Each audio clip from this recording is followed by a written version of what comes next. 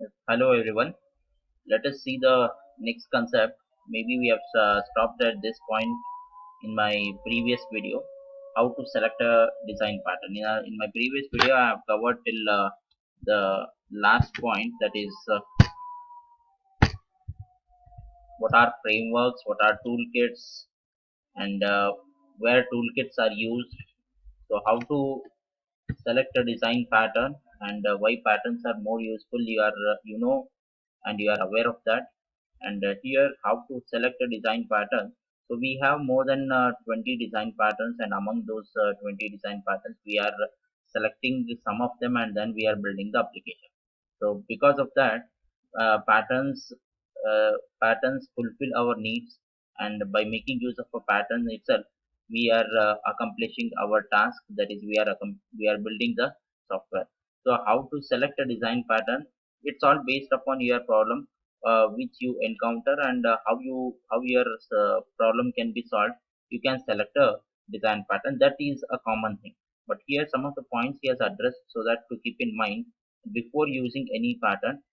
You can note these points in points, and then you can even take these points under consideration while using the design pattern, or while selecting the design pattern. Consider how design patterns solve design problem.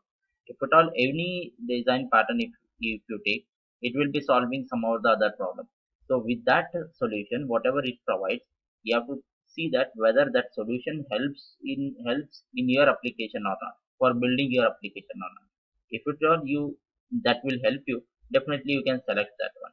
Or based upon its name, and based upon its working principle, like as I have given in my previous video itself, that is a master slave or a client server. A well-known example, client server. If you take, the working of both client server. A similar kind of an application, if at all you are if at all you are developing, then you can make use of a client server kind of a pattern. Next, scan the intent section. Scanning of intent means a purpose. What is the purpose of that pattern? So like that, for that we call it as a intent means a purpose. List of sections from all the patterns in the catalog. Read through each pattern's intent to find one or more that sounds relevant to your problem. So you have to uh, read each and every uh, section, each and every pattern's intent section that will address one or the other problem. So select one which best suits you. Study how patterns interrelate, how one pattern relate to each other. How next, study patterns of like purpose. A similar pattern, like purpose, so you can see, and then you can select such a uh, pattern for accomplishing your task. Examine the cause of redesign. Redesign is one of the most important thing. Any pattern, if at all you are considering, it should be in a position that any point of time you should able to refine that one. So that is a redesign. If anything goes wrong, then you have to rebuild that one. Consider what should be the variable in your design. If at all you design any pattern, it should not be that uh, it should be a stagnant one. So any modifications, if at all you want, so there should be a variable component there. So therein, wherein you, if at all you alter also, that should reflect in your application. Okay. And how to use a design pattern. How to use a design pattern? That is, once you have picked a design pattern, how do you use it? Here's a step-by-step approach by applying a design pattern effectively. Read the patterns once through for an overview. To use any design pattern, you have to read that pattern thoroughly and its overview.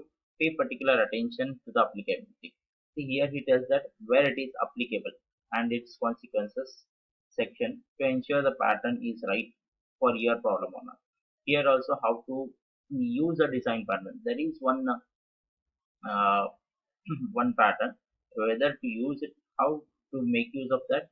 Here it is being given. Go back and study the structure, participants and collaborators section. See, what is the structure, participants and collaborators section is, once I will study the one particular pattern, you will get to know that what is the structure, what is the participants and collaborator section.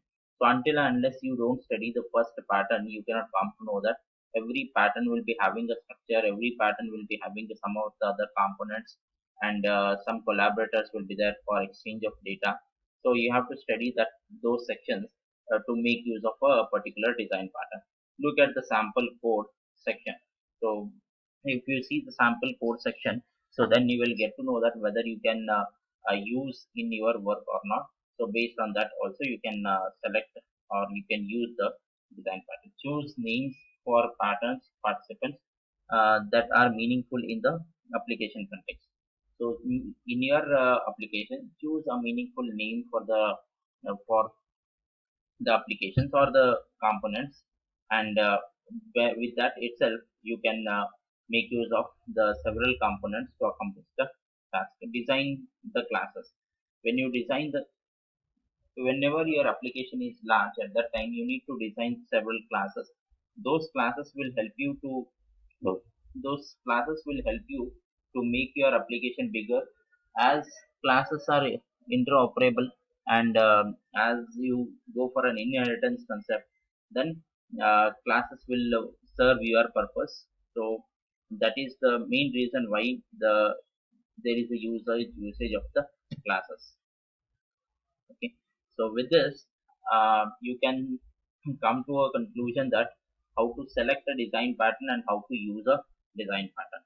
In the next uh, video we shall cover some of the topics like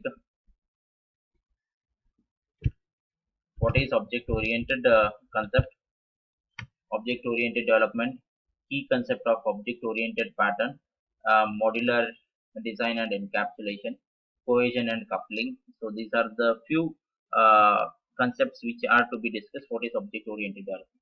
When you come across a concept of object oriented development, object oriented development, here class will be there, object will be there, and whatever the object, whenever the object is created, the memory gets allocated. For the how much memory is required, that much memory will be allocated. So this is all about object oriented development. We shall see this topic maybe one or two video we can complete this concept also. Okay, and this is the up till here, if at all we complete, that is the benefits and drawbacks of a paradigm. If at all we complete up till here, that will be the end of the first module. And with this, let me end this video. Thank you.